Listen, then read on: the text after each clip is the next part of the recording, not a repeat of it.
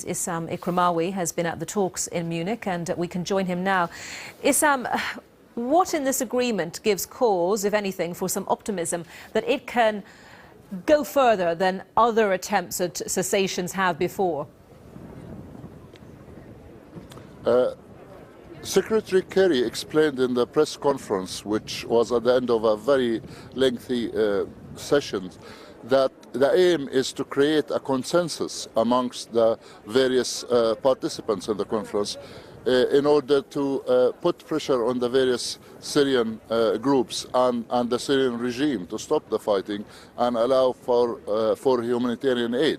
He also spoke of the latest tragedy in Syria, where 60,000 people in the north, in the Aleppo area, have been massing on the Turkish border, escaping the heavy fighting taking place in the north of Syria. Also, he made it clear that there are still substantial differences between Russia and the United States. Issam, can you hear me? No, Issam, are you there? Can you hear me, Issam? Yes. I thought we'd lost the line, but thankfully we can continue to talk. I was just going to say to you, this agreement, though, it doesn't contain any pressure on Russia to stop targeting the groups that it's currently targeting. It calls them terrorists, but Western nations call them mainstream opposition groups. So without any impetus on Russia or any pressure on Russia to do that, one wonders whether this agreement can properly be implemented.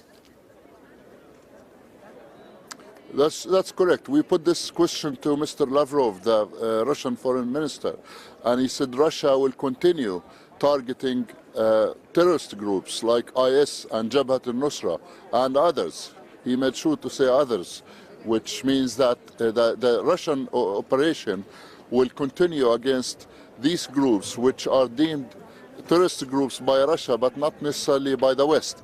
However, Mr. Lavrov said that Russia is committed to the declaration yesterday, and it will work alongside the United States and other partners to de-escalate the situation, and hopefully there will be a ceasefire at the end of this process. They've given themselves a week for this operation or the cessation of hostilities to start.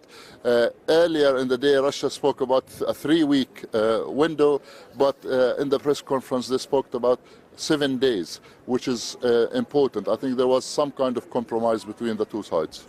Okay, Issam, thank you for that. Issam Ikramawi in Munich for us, and let's get more in the